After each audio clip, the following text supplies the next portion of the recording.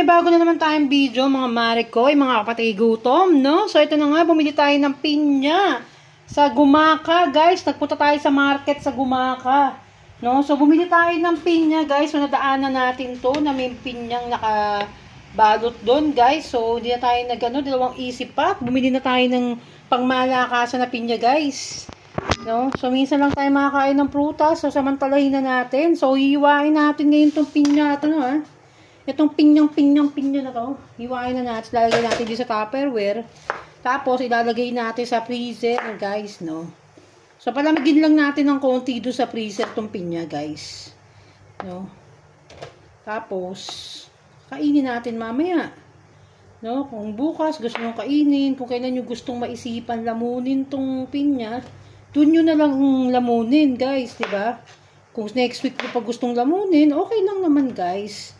Tayong mga patay gutom, no? Lagi tayong gutom. Kaya dapat laging, diba? Naka-ready. Naka-ready to, guys, yung pinya natin. So, yan. So, itong pinya, guys, no? Napakaganda nito sa fiber, guys. So, mayaman sa fiber ang pinya. No? At vitamin C. Ito yung ating, pinakamalupit na vitamin C na makukuha natin dito sa pinya. Kaya panatilihin yung kumain ng pinya, guys. So, yung iba, ewan ko pa sa kanila, ba't pinagbabawal nila yung pinya? No? Mataas daw sa sugar yung pinya. Puros na lang sila sugar, guys, no? Parang lahat ng mga kabuti sa katawan ng tao, parang lahat na lang pinagbabawal nila, guys. So, bakit ganun, di ba? So, mas lalo tayong magkakasakit kung di tayo lalamon. No? Kaya bahala na kayo sa buhay nyo dyan kung ano man yung mga pinagbabawal nyo. Kayo na lang ang dumiskarte sa buhay nyo yan. No? So, ginawa ng Diyos itong mga pagkain na to para kainin natin at maging malakas tayo. Hindi para ipagbawal ng kung sino-sino mga doktor dyan. No? Yan. Napakasarap, guys. Sobrang sarap ng pinya na to. Grabe. So, tikman natin yung isang pinya mamaya. So, takpan na mo. Ang ganda nung nabili natin Tupperware, guys. Oh, guys, ang ganda. Oh, ay, ang ganda naman ito. Ay, ang ganda nung nabili ko, guys. Oh. So, ganyan. Lalagay na natin siya sa freezer. So, tikman muna natin itong pinya na to, guys.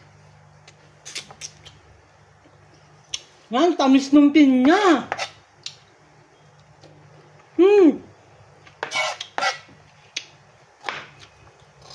Ang sarap ng pinya ni ate.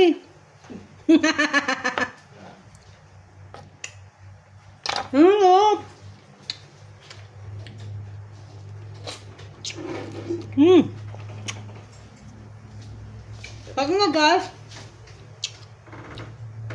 Oh, diba? Ang ganda. Ang ganda nung nabili kong Tupperware, guys, no? Hindi ko matandaan kung saan ko ito nabili, guys. Ang ganda. Ang ganda nito, guys. Oh, tinan mo. Oh, pag mag-picnic kayo, diba? Meron kayong lalagyan na ganito. Ang ganda nung nabili ko, guys, pag nag-picnic. Sana makapag-picnic kami, guys, sa tabing dagat. Yan, no? Oh, diba? Ang ganda ng ating pinya.